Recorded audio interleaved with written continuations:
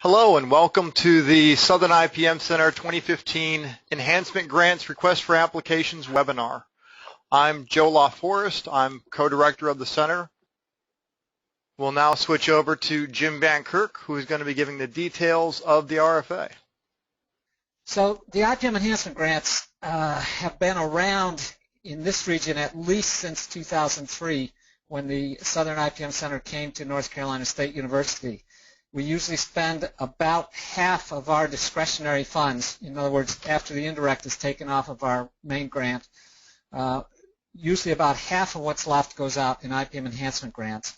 And you can go to our website. In fact, I'll refer to it later, specific places where you'll be able to see what has been funded in the past.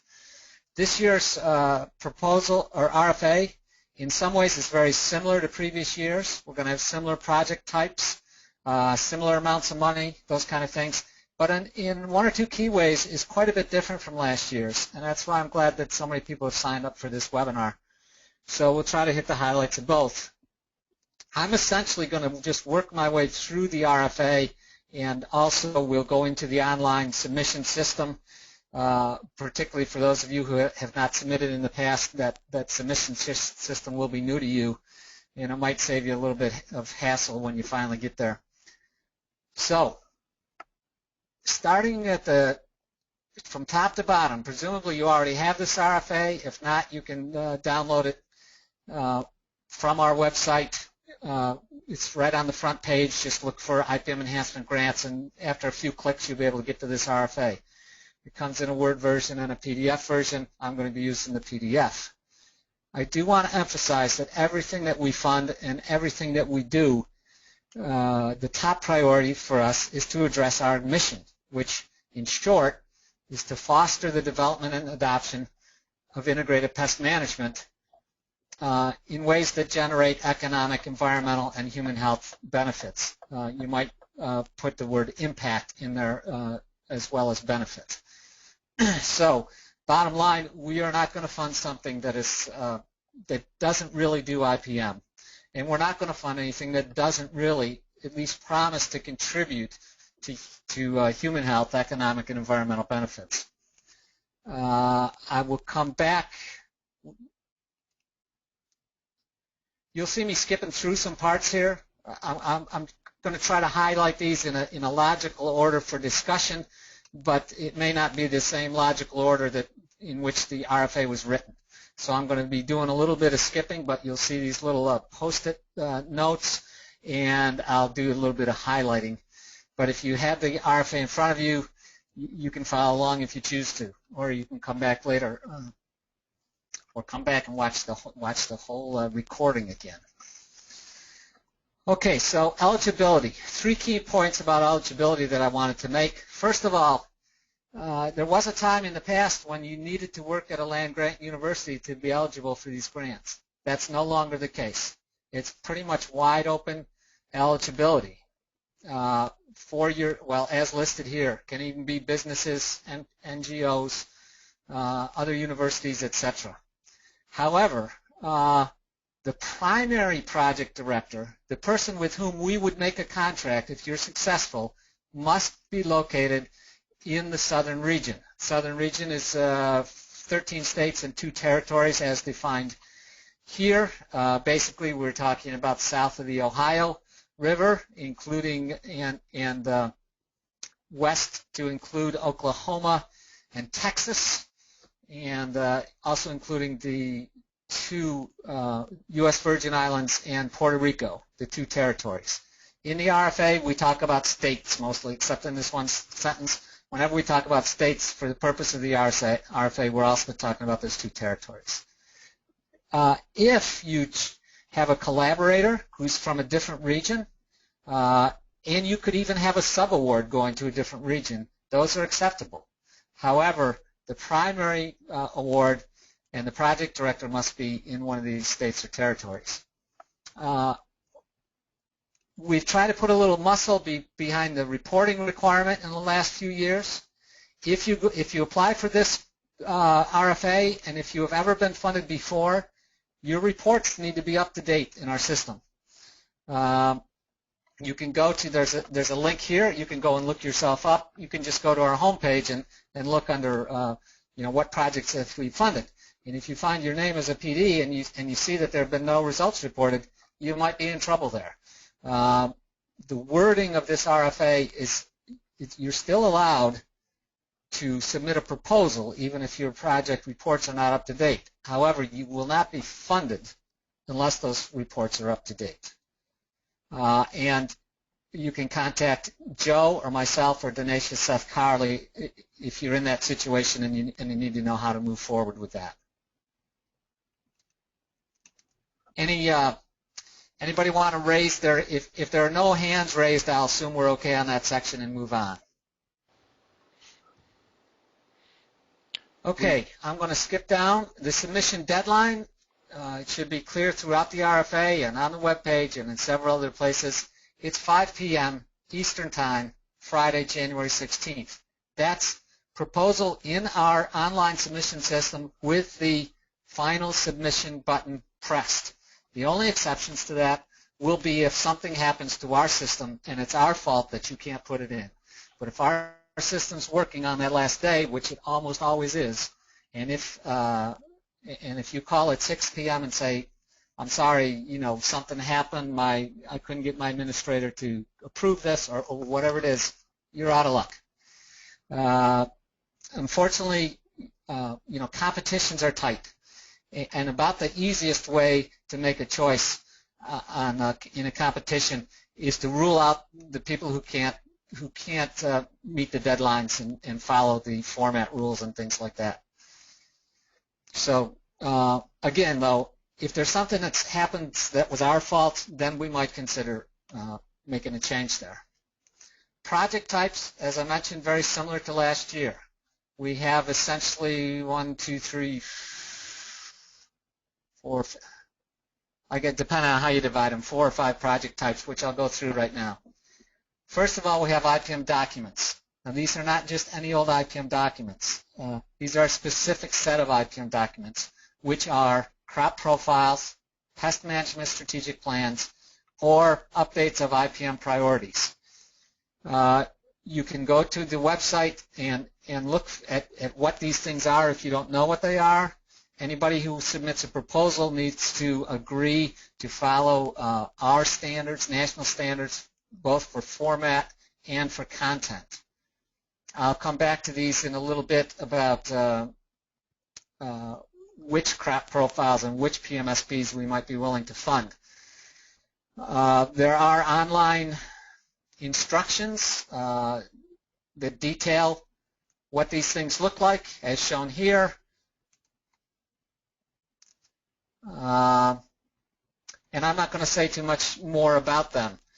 These are a specific set, particularly PMSPs, which are shorthand for Pest Management Strategic Plan, and crop profiles are very specific kind of documents which we use, which funders use to look at priorities, which places like the EPA uses to look at what would potential effects of regulatory actions be. They have a great number of uses, but they are very specific. So when you see this, if somebody says to you, I'm thinking about doing an ID guide or a website or a fact sheet, those things don't fit in this project type. We have the next set of project types, which I tend to group together, but technically I guess we're keeping them separate: seed projects and capstone projects. Everything I'm going to talk about, seed, capstone, and IPM working groups, we're interested in leverage. We acknowledge that this is a small amount of money for a small project, but we think in all cases these things can leverage big results. And that's why we fund them, and that's what we're after is big results, or at least a good potential for big results. So a seed project is what you might think it is, something that plants a seed that by catalyzing the work of others, by identifying needs that other funders might fund or doing those kind of things, you plant a seed now, and down the road it produces a really nice and important impact. Capstone projects is at the other end of the time spectrum. People have done a lot of good work. It just needs one more thing to polish it off. It needs a demonstration program. Maybe that's where your ID guide comes in. People have done the research already, but we need to make that step in extension and education and implementation. That's where a capstone project comes in. In an IPM working groups, so seed projects leverage future resources of others. Capstone projects leverage past resources of yourself and others. And then IPM working groups, maybe future, maybe past, but they do a lot of leveraging the resources that come about by collaboration. The point of an IPM working group is to facilitate those collaborators getting together and maybe pooling their resources or finding other resources, but the leverage has to do with the leverage that comes about from collaboration. I'm going to go a little bit into more detail on IPM working groups because there are two types of working group activity that we'll fund. They're budgeted somewhat differently. You know, when you write an RFA, you need to come up with labels for things. So in this case, we said there are two types of things you would do with IPM working groups, and the labels we put out them are team building activities and output-based activities. The team building activities are what they sound like. Hey, we've got a group of people that are in an important project. They have the IPM issue that needs to be solved in common, and we need to bring them together. So team building activities might be things like paying for a meeting, the first meeting of a group. Might be things like teleconference calls. Might be things like putting a website up that helps to organize and be an archive for the group. Things like together defining priorities of how to address this important issue. Team building is what it sounds like. The output-based activities are the other things that working group do, things that working groups do, particularly as a working group matures. So they've set some priorities to say we've got this terrible pest and we need to address it. And back in their team building activities, they said, you know, our priorities for addressing it ought to be, well, we ought to get the word out. We ought to do some publication of this thing. We ought to put out a fact sheet. We ought to have a webinar. Well, those things that they put out are the output-based activities.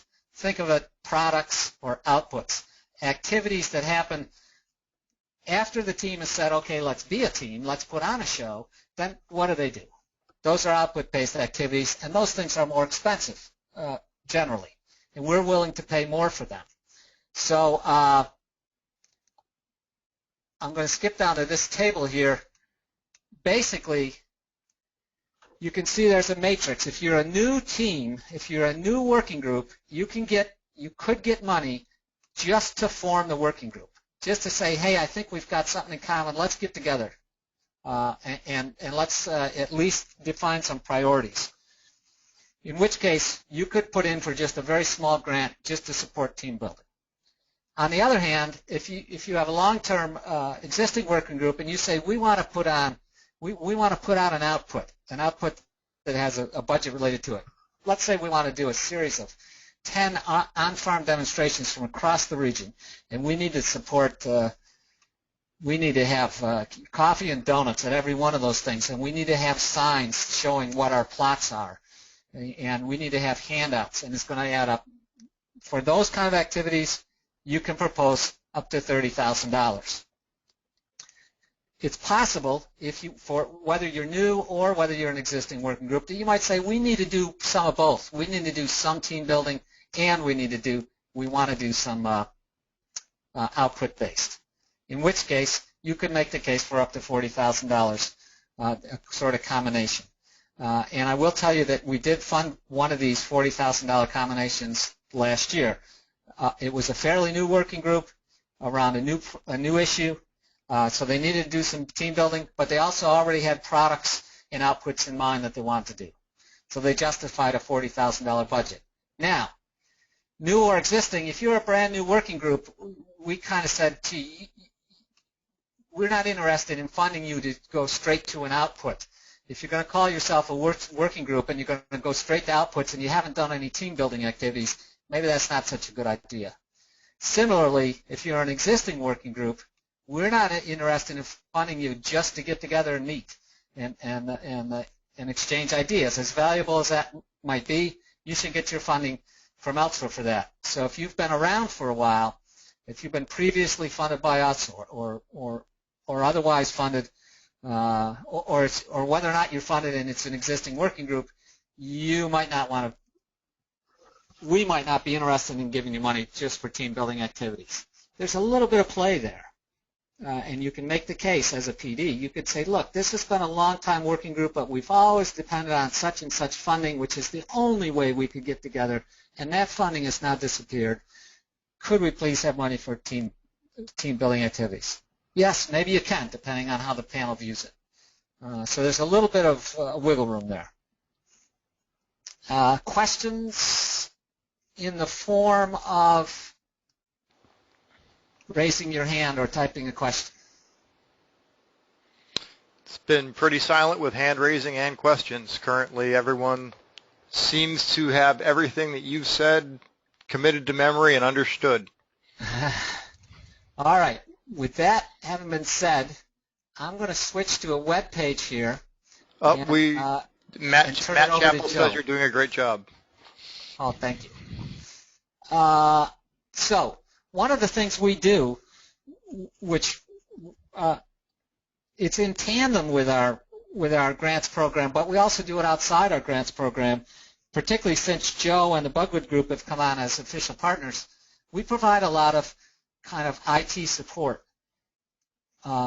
which you may put into your grant proposal or not, but there may be some expectation. Before I get in any more trouble, Joe, I've loaded this page on the website. I'm just going to let you take it from here for a minute. Thanks. So the page Jim currently has loaded up is a page we set up at ipmcenters.org for the IPM delivery section of what's available. A lot of the services that we have here are things that are pretty darn simple to run. We've already have this stuff up and running, and so rather than having someone reinvent the wheel, we provide the wheel, we'll help you use it. We just need you to tell us where to point the car and what content needs to be sent out where.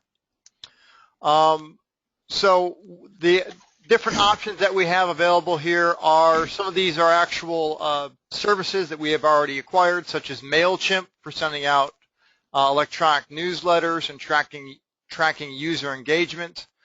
GoToMeeting, GoToWebinar, and GoToTraining for providing online training and interaction with folks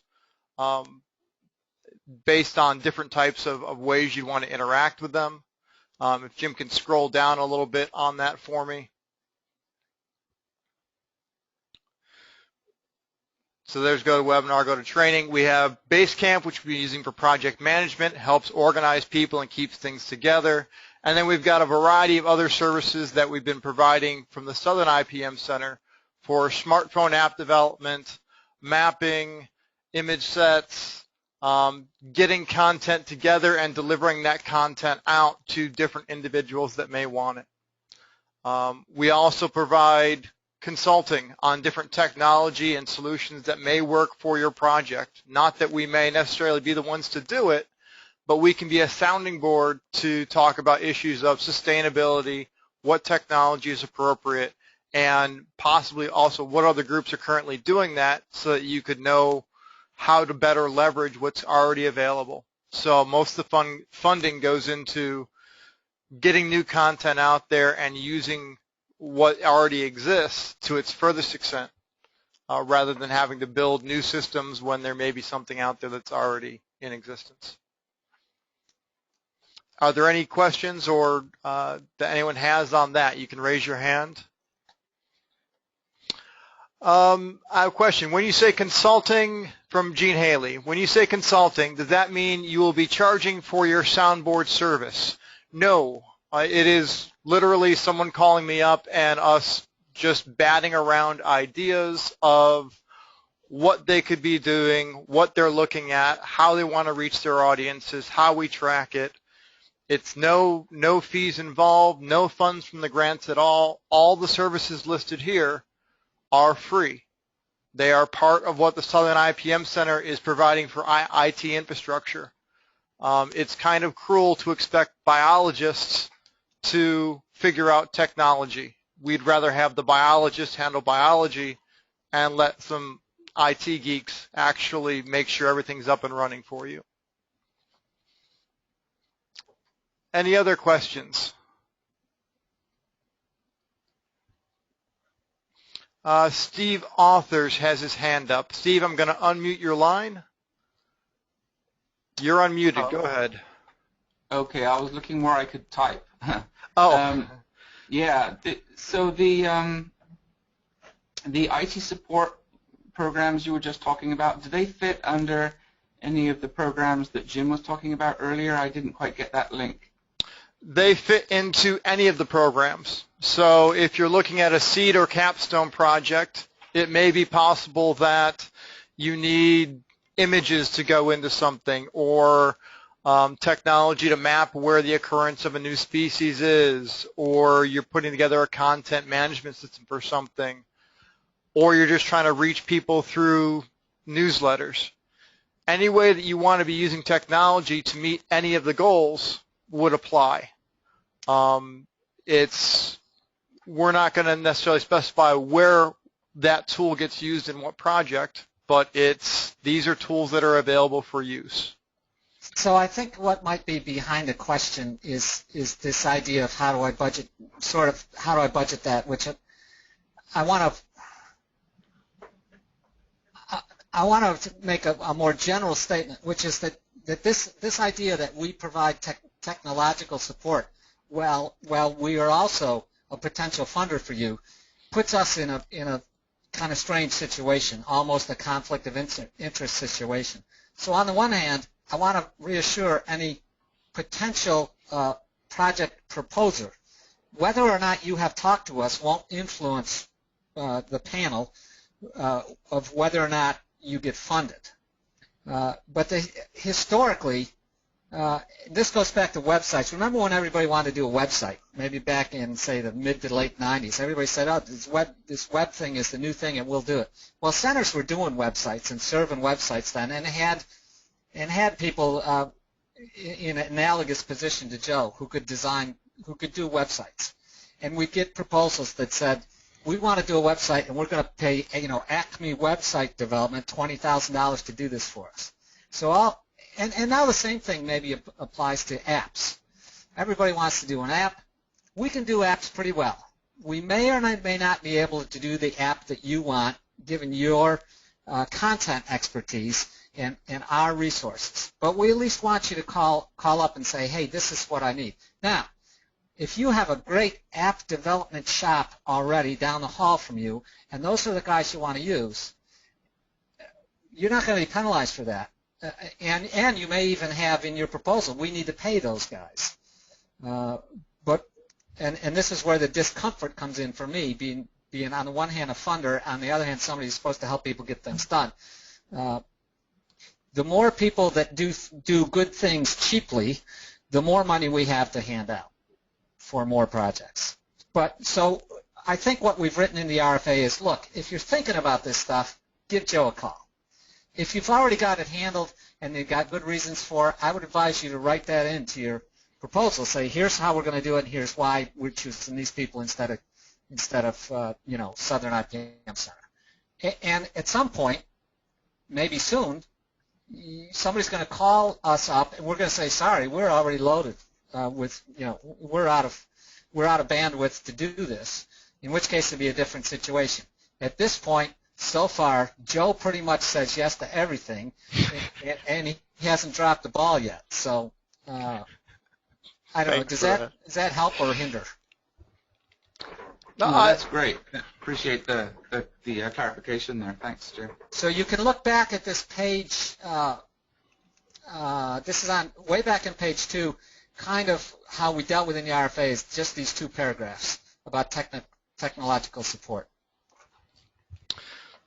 There's a handful of other questions. I'll answer them pretty quickly. First one was from Mike Merchant. Does the center-sponsored webinar have to be from a grant-sponsored program? No.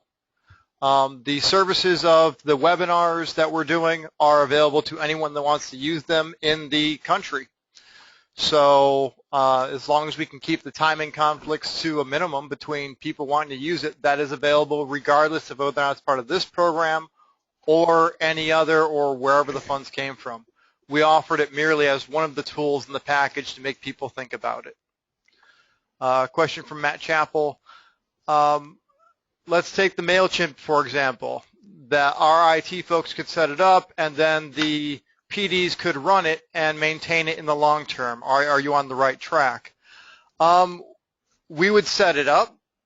We would also continue to run it, help with maintenance in the long term, and continue to pay the bill for it. So it's a little more than just setting it up and then there you go off with your own account and hope you find a way to sustain that. We're actually helping with not only making sure the service is paid for and stays up over time, but also looking at the logs in the case of MailChimp and providing some evaluation expertise to better delve into that data to not only represent what your group is doing through MailChimp, but also what is going on in the region. Yeah, so that's part of the quid pro quo for us, is that we want that evaluation to show what a great job we're doing to support the region. And in most of these cases, those are the kind of things that probably be a sort of a bottom line is, yeah, we'll do this, but we're also going to, count how many hits there were or evaluatory things. Last question. If we use Joe, will we need to budget money for his group? No. The services we are providing is part of the Southern IPM Center and what we are providing there. Where that would get weird is if we did some project that was going to be this extensive platform to take over the world. We're probably going to need to talk about funding for that, but that's nothing that people are looking at usually with these enhancement grant programs. Often it's small things that are really easy to take care of. We can remove the IT burden and allow you to do a whole lot more with the resources that are provided. It would behoove you, if you plan to use Joe, number one, clear it with Joe. Before you submit that proposal, have a conversation with Joe. And number two, invest a sentence or two in your proposal saying that you've had the conversation with Joe and how it went. Don't count on Joe to be at the panel saying, oh yeah, these guys called me, because that's not his role at the panel. His role at the panel is to mostly be quiet and observe, and then he and I follow panel decisions. So if you're going to use this, be explicit about it, have the conversation ahead of time, and write it into your proposal. And that appears to be all for the questions. All right, I'm going to move on to program priorities then, and these are throughout the RFA. They have not changed a lot from previous years, so I'm probably going to skip through it fairly quickly. We'll note that the program priorities pretty much align with the worksheet and with the criteria for scoring for the panel. And if I were a grant writer, I would pretty much make my proposal align with it also. So the first big division of that is resource building, investment, and utilization. And you've already heard me use the word leveraging a lot. This is where leveraging comes in. I want to be very clear. This is not the same as match. You are not required to provide non-federal match or anything like that. But we're talking about a more generic term of leveraging. For instance, for a capstone project, here's all the great work that's been done in the past. Our project would top that off and bring value to all that great work that was done in the past. For a seed project, where there's a huge amount of work to be done, but we need to take this first step once. Every journey starts with the first step. This is the first step, or maybe it's a second or third step. But it will lead us on that journey to, IPM nirvana in this issue. Same thing with the working groups. There's only one person or maybe a handful of people that are putting in the proposal. But what you're saying is, in a working group, I've gotten all these people together to be my team, and our team is capable of doing great things, and that's the leveraging. Regional importance, it's as you might guess. We're not particularly interested, for instance, I'm just trying to think of one, in like grass seed production things, which I think happen mostly in the Pacific Northwest. They're just not important to the South. Cotton's important in the South. A whole bunch of different crops are important. Tropical crops are important in Florida and Puerto Rico and Texas and other parts of the South. Sweet potatoes are important in the South. Things associated with people, like IPM in schools and urban IPM, those are important to the South. So that's what that part means. Multi-state collaboration is preferred but not required. We, in the past, have funded many things that were single-state because when it comes down to it, sometimes we're the kind of what would fall through the cracks otherwise funding program. Be careful, though, because a lot of panelists will say, justifiably, that if there's a project that's only going to help in one state, maybe that state ought to be paying for it. I have highlighted here this idea of stakeholder prioritization. It's not as much a requirement as it used to be, but it's certainly going to help you. You have to provide evidence that that stakeholders either are or are going to be very interested in this project. We realize, particularly say in a seed project, a new pest comes, which they always do, which they frequently do in the South. A new pest shows up.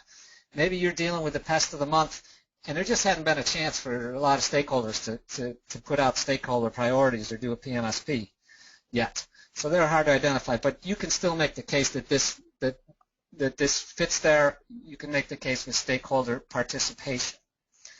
PMSPs, we do have a select list here, but note that it's not exclusive. This was sort of the leftovers from the list we had from EPA and OPMP last year. Some of them were addressed, and these are the ones we'll certainly jump at, these half a dozen or so listed here across the important states. However, if you make the case that there's a need for a PMSP, the one that's existing is too old or doesn't exist, maybe the crop has become more important. I imagine if we grew hops, hops are much more important than they were 10 years ago. Maybe there's a need for it. I don't know that we grow any hops, by the way. But on crop profiles, what you need to do is go to a web page. If you're contemplating a crop profile, either for your state or for multiple states, you can go to a web page that looks like, don't tell me that now. Just go away. This. So this is the database of all southern region crop profiles. Just take a look at it. If you're interested in an alfalfa crop profile, well, all the ones we got are pretty old, and we've only got them for 1, 2, 3, 4, 5 states. If your state grows a lot of alfalfa and you're not on this list, maybe you could do a crop profile in that state. On the other hand, if you're doing a snap beans crop profile, we'd look a lot more favorably on one coming from Texas than on one coming from Virginia. The one from Virginia is only 2 years old. The one from Tennessee is only a year old. Probably not going to fund that one. But the one from Georgia, the one from Texas, maybe an update on that would be worthwhile. Moving along, we move to the potential for success. To me, that's shorthand for is it a well-designed project? Will the project work? Will it answer the question you were hoping it would answer? But then potential impact. So there's the will it work is potential for success. Potential impact is even if it works, is it going to matter? Is anybody going to care? Are you going to save any babies? Are you going to produce a lot of money? Are you going to save some water or some air quality? There will be important criteria is how you do your evaluation plan, and we'll come back to this, but there's a really important note on evaluation options. A year or so ago, we thought about this evaluation. If you're used to writing grant proposals, you always have to write something about an evaluation plan. And we said to ourselves, gee, we're giving out a small amount of money for a 12-month project. How's anybody going to do project evaluation on that? They're going to have to set aside the last month or two to see how well the project worked. And maybe they used up the whole year, not to mention the money part. So we've added in this baseline option. So the project effects, and again, I'm sorry, I had to put a label on it, so I called it a project effect. You might call it the traditional approach or the direct effect. That's what you're used to. You do a project and you say, did it change anybody's practices? So I'm going to do a survey, see if the practice has changed, or I'm going to, see if a different amount of pesticides were used, or those kind of things. And it's contained in the project and you report it. But for these, if you make the case, you've got another option. And the option is to say, this is a short-term project. I don't want to put that much of my time trying to chase down things that I'm really not going to know until after the project is open. But I'm going to contribute to the big picture. I'm going to get the baseline data that I could use in a future year. So if I'm dealing with, say a kudzu bug project, you could maybe determine this year how much kudzu bug is affecting the growers that are participating in the project. Write that and fill that in. Say, 83% of our acreage has kudzu bug. Growers report that they sprayed X times for it, blah, blah, blah. You don't have to show a change from your project there. You just put that in as your evaluation. And then in future years, you or anybody else will have that as a baseline to compare to. So in other words, you're contributing to the broader body of knowledge on evaluation. We had this in there last year. Not a single proposal included this option, which was quite surprising. I think it'd be useful data for all of us, and I think it'd be a little bit easier in some ways on the project leaders. And I hope somebody takes us up on it, at least gives it a chance in the future. And you can also do a combination. If you want to say, look, I'm going to have a few direct effects, but I'm going to pick up some baseline data too, you can use that choice. Eligibility, we've already talked about. Submission, in a moment, I'm going to go to the actual online submission system, but a couple of general things. Same old, we've still got these requirements that, don't use myopia font. It needs to be a standard 12-point font, 1-inch margins, space between the paragraphs, etc., except for the logic model, which you've got a little leeway on. Submission process begins online, and it's in the RFA. If you go to that site right there, even though the URL looks different, it'll come to this site. And I'm just going to run through very quickly a potential submission. Joe, if people have, this is where people might be interrupting, and that's fine. Feel free to, send a message to Joe, and he'll interrupt me if we get to a point where that's necessary. So as it says in the RFA, you're going to go to this site. You're going to press Current RFAs. Only one is going to show up. It's this one. You may have already been there if you've got the RFA in hand. You click on it. This is what it looks like. You get two versions of the RFA. By the way, I have to admit, I noticed today the PDF does not have an example of a logic model at the end of it. I'll fix that later this afternoon. But if you want to see what a logic model works like, there is one available at the end of the Word document right now. You can see all the forms and download them. Some are important, some are essentially blank documents. Trying to remember where to, okay, at this point, if I want to submit, sooner or later you got to log in. Your login is just your email. Use the email that you use every day. The whole system is going to identify you as an email. So if you've got a Gmail account and a Yahoo account and a university account, use the one that you're going to be using on this thing. At least once a year, somebody calls up and says, I thought I was in there, but I'm not in there. It's just because it's the wrong email. If you forgot your password, and it's a very quick turnaround, you hit this forget password, and it'll send you an email immediately with a new password to log in with. You people won't see the screen because I have more permissions than you do. you'll probably only have one choice, or may even take you directly to Project Director. Now it says Welcome, and in the RFA it says look for proposals in this green screen. It actually is RFAs/proposals, but basically I want to put in a proposal, so I'm going to click on Proposal.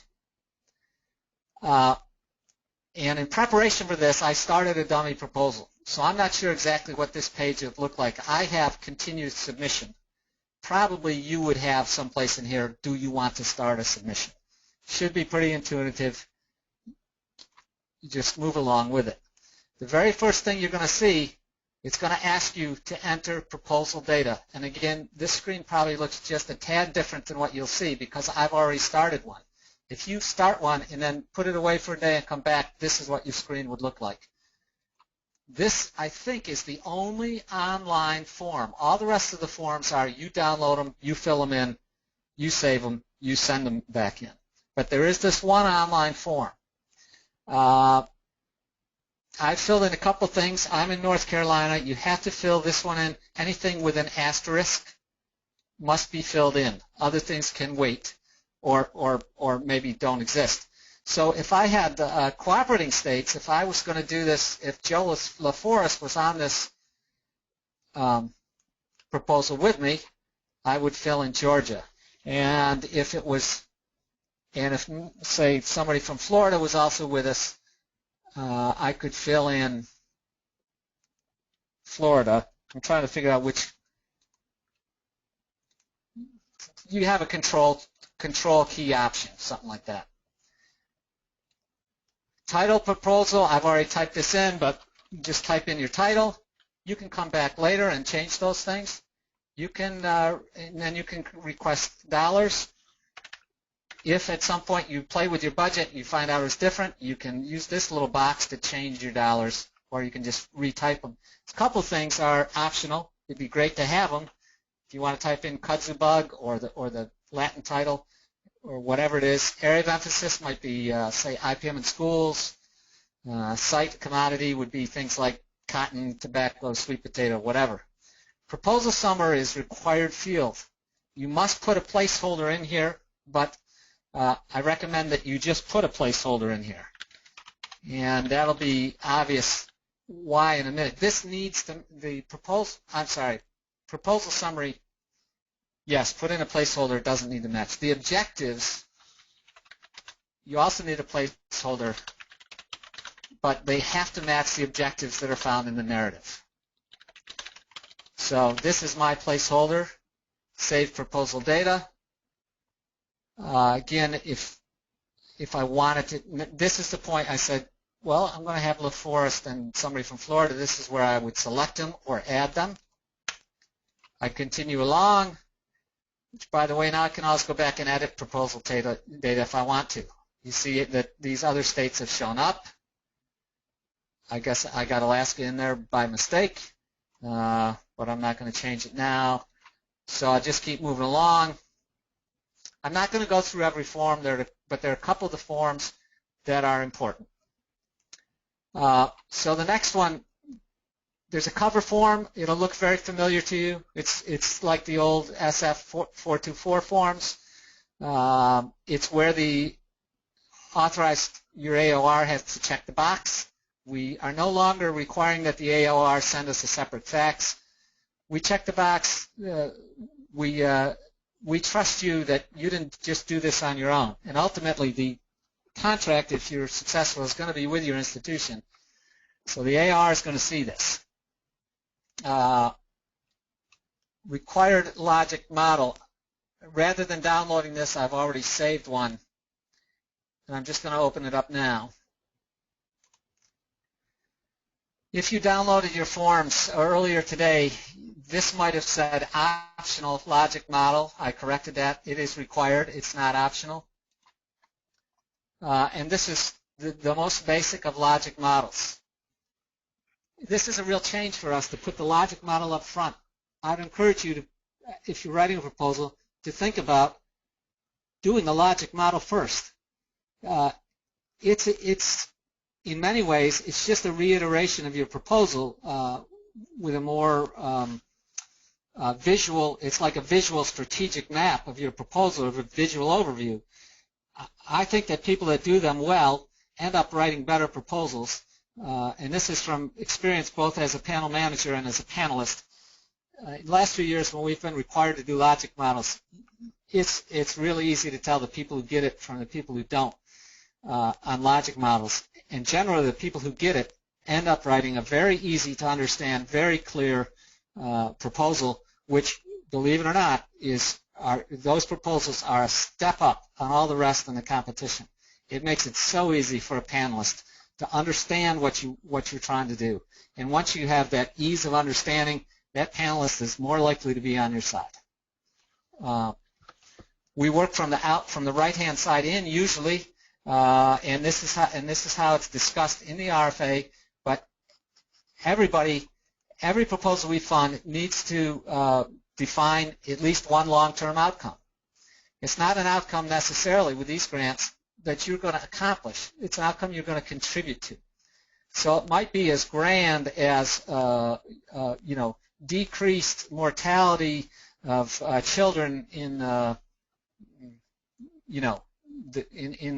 Mississippi Delta area, or improved water quality of the Mississippi River. You're not promising to do that. You're promising to contribute to it, and you're going to have to make a logical case to say, well, yeah, I can't do that whole job, and it'd be ridiculous for me to promise that, but you can see how what we're going to do is going to contribute to that. Similarly, a medium-term outcome contributes to the long-term condition change. So keep in mind these three things in italics. Short-term outcomes are things like changes in learning. Medium-term are changes in action. Long-term are changes in condition. With this program, we expect that you will promise to generate, to accomplish at least one short-term outcome. You're going to change somebody's attitude or change somebody's knowledge. We're hopeful that you will accomplish at least one medium-term outcome. You'll change behaviors. For instance, your growers will start scouting more. Your growers will use an economic threshold. People will do things to preserve biological control agents.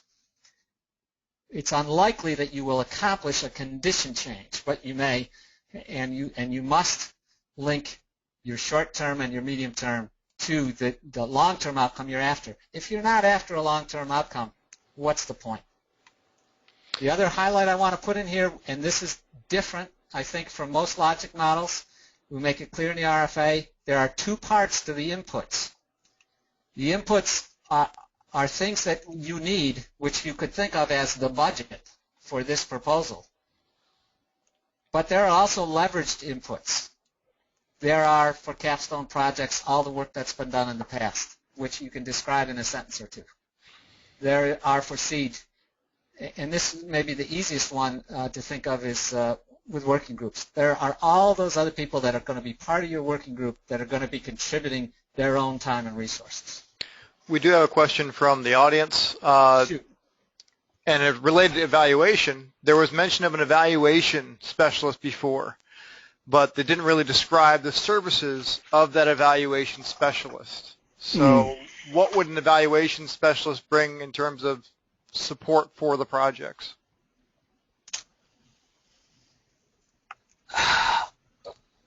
We are in the midst of a staffing change here, so an evaluation specialist per se, you're going to have to lean on people like Joe and Dinesh F. Carley and myself in terms of advice on proposals.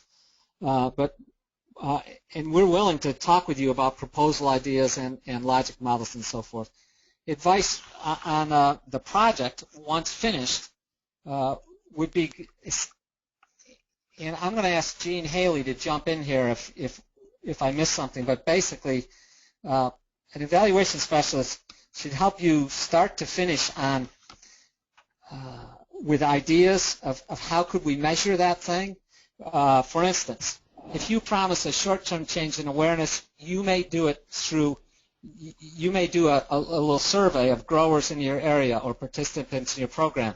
Our evaluation specialist would help you design that survey, would advise you on survey design and implementation, and then probably at least talk with you on, okay, what do the results mean, and how do we put them together?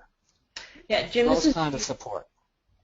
Yeah, Jim, this is Jean, and in our region, I wouldn't design that survey for our grantees, but I would definitely advise them on it, and I usually would ask them to draw up a draft after a conversation. So I'll work with them on a conversation. We'll talk about what it is that they want and what it is that they need, and I'll advise them on how they should start to put it together, and then I'll ask them to put together a draft on their own, give it a shot. And then I will help them fix it, and then how to implement it, and how to move forward. And it might not be the right tool, so I will actually help them with deciding if that's the right tool or not. But yeah. So for those of you who don't know, Jean is the evaluation specialist at the North Central region, and I knew she was observing the call. Does that adequately answer the question? Hearing no objection. Yes, it does. So you're going to work your way down. We've done proposal submission form. We've done the cover. Well, we skipped the cover insurance. We've done logic model. You're going to get down to the next big part, and this is where real change comes in if you've written proposals for us before. This is the project narrative. Now, in the past, you're used to writing pages and pages of text. And there's still some room for text, and there's still, I hope, adequate pages. But this is the new format for project narrative. First of all, it's split into sections, and each section has its own page limit. We do need a title page, pretty much as specified here. You know, as many PDs as you have, fill them down. And you're going to see in these examples that there are, you know, I try to leave a space to say you can add another line like this.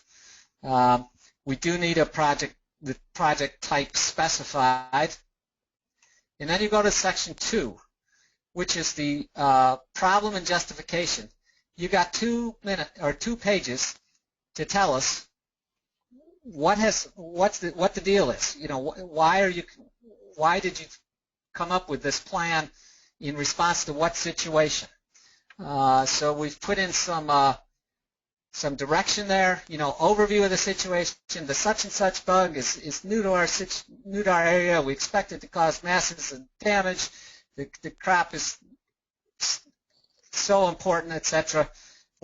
Reiterate the leveraging a little bit. Tell us how the stakeholders fit in. Specify who stands to benefit from the project. In my opinion, if I were writing a grant proposal, obviously you're probably going to say, well, the immediate manager, say the farmer. The farmers in my area are going to benefit from this because there'll be you know, better control of this pest using fewer inputs, so that will improve their economy.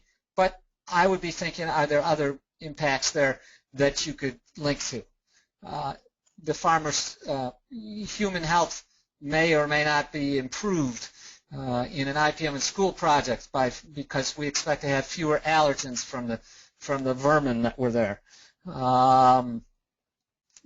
Again, everybody in the world, if I'm going to improve the water quality in the Mississippi, everybody in the continental United States is going to benefit from improved water quality in the Mississippi. You don't need to get too grandiose enough to cause the panel to start laughing, but, you know, link to those things. We do small things that link to big impacts.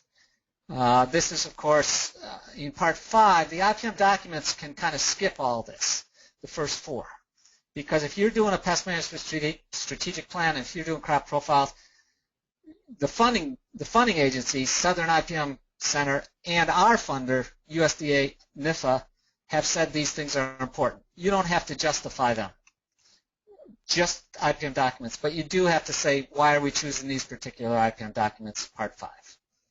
And it's clear in the RFA that IPM documents are exempt from the earlier ones. This was a change from the, now you get into project objectives. This should be very short. It can be sentences, it could be phrases and bullets, but it needs to be logically arranged. There should be relatively few objectives. I've seen as many as 4 or maybe even 5 in some other programs. I would expect no more than 4 probably.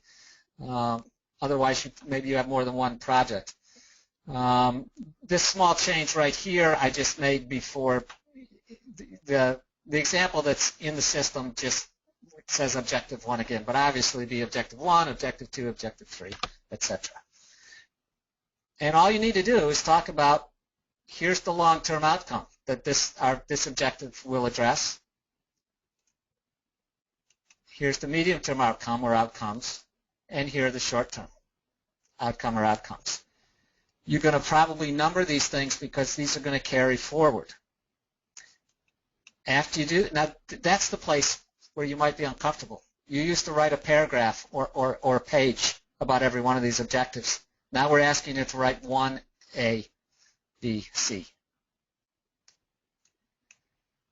Then you move on to the evaluation plan. This is another way to link your objectives to your long, medium, and short-term outcomes. So you've already said above what the objectives was. You'll do an evaluation table for each objective. If you have 3 objectives, there will be 3 of these tables. Your outcome. So you will address the. I'm sorry, I'm getting a little lost here, which is ironic given that I wrote this thing. So for everything you list up here, you will have a row down here, and basically you say whether it's baseline data or direct or some combination of the two, and then we give some responsibility and a little bit of deadline, because things get done when they're assigned to people and when there are deadlines. You do have a space here for filling things in, to talk about the limitations you have, why you couldn't do such and such, why you chose to do such and so. Notice the evaluation table, you get 2 pages there, so you're going to be struggling if you have a whole bunch of objectives, but you should have plenty of room, I would guess. And then milestones, which is more, this is fairly traditional. What needs to be done by who and when? I've got examples of both of these things in the RFA itself. The examples are in red. I hope I made the examples ridiculous enough that nobody thinks they're serious, but on the other hand, sensible enough so you can see how things flow. This is a first time for us on this, as well as it's a first time for you. I think there will be a little bit of, no, this is not going to be. I think the panel and the panel managers will have a fair amount of grace in terms of people are trying to do how they think this was intended. You'll be fine. If someone tries to abuse the process here, it'll be obvious, and you probably won't be so fine. I expect that some of you may have questions on this that will come to mind. You may want to run ideas past us. Any of us, I'm the main contact person on this, but if you know Joe or if you know Dinesha, feel free to call me first if you can, just because that's our division of labor. I won't tell you this is really good and I'll guarantee a score if you do it this way, but I will tell you that makes sense, that fits the program. Maybe you don't quite understand the milestones table, etc. Questions or comments on that? I think I've said to people that we moved the cheese this year. This is where the cheese has moved.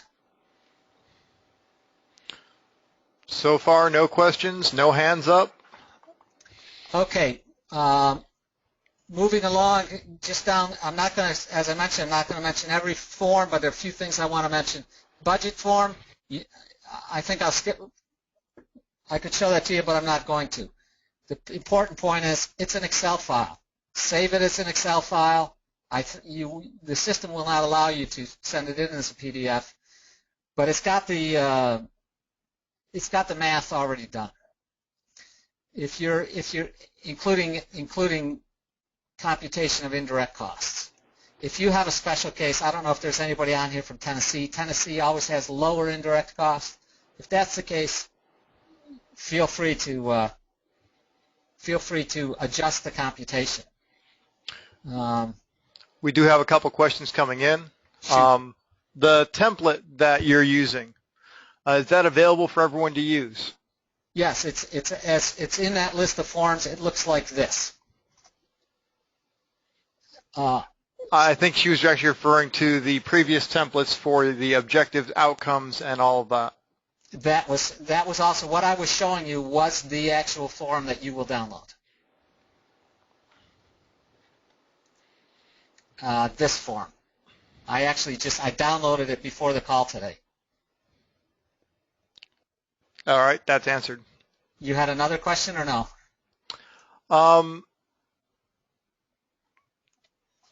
The IPM Center has funded a wide range of projects over the year, including not only traditional agriculture, but school IPM.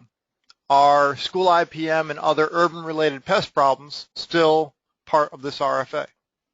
Yes, they certainly are.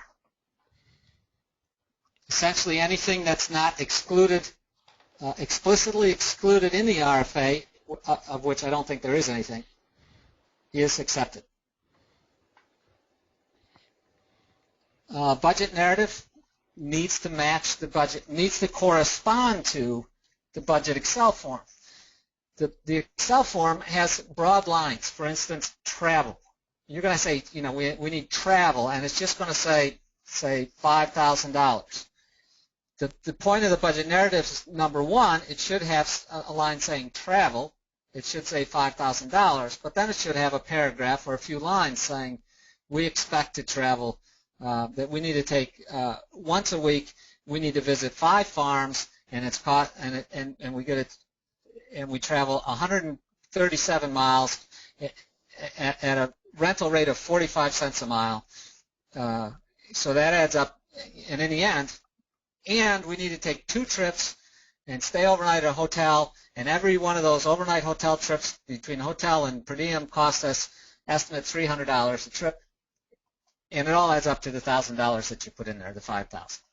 But be precise. You don't have to try to predict what the price of gas is going to be. You make a reasonable estimate based on your past experience. If you think that someone who doesn't know your state would say, boy, that sounds really high. Again, I'll pick on North Carolina, my state. If you need to do a statewide program in North Carolina and you're doing it by car and you need to go from coast to mountains, there's a lot of miles there. It'd be worth investing a sentence that points out how many miles you have to go, because somebody, if the grants panelist is from Rhode Island, they might not quite understand unless they see it explicitly. Just be explicit. Current and pending support forms, the only thing I want to note is make sure that this project is on the current and pending support form below the line, below the pending line. Conflict of interest form, follow the directions. Again, this is an Excel form. It says right up at the top what names you need to put down there. Most of them are within the last 4 years, advisors and advisees, co-authors, etc. Make sure you put the last name on the last name column and the first name in the first name column. Realize that we're going to go through all of these as we select our panels to try to stay away from conflict of interest. And once we have a panel, to make sure that a panelist who shouldn't be is not in the room. The risk for you is that if somebody that's in conflict with you passes judgment on your proposal and you get funded, you might lose it. And you don't want that to happen. So make it easy for us to figure out who you're in conflict with and be comprehensive and update those things. At least once a competition, if not more, we find someone who's a co-author of yours that we lift out of your CV, who you've recently had a paper with, that is not listed in your conflict of interest. That's not a good sign. I do want to mention that the score sheet, these things are throughout, but if I were writing the proposal, this might be the first place I'd look. It hasn't changed much, if at all, from last year. Obviously, a couple things like the IPM documents are exempt from impact evaluation, so they're essentially get the full points there because you just don't do impact evaluation on an IPM document. On the other hand, some things are the same all the way across. You have a good, have a good budget, have a good budget justification. Follow the standard formats. Make it easy on the panelist. Make it easy on the panelist. There's a lot of people you don't want to have as enemies in your life, but one particular person that you don't want to have as an enemy is somebody that you're asking for money. I don't even know if we've changed these points from last year. Sometimes we juggle them a little bit, but they look pretty much the same. Any question on points? I believe that's all I had, so now we're just open for questions.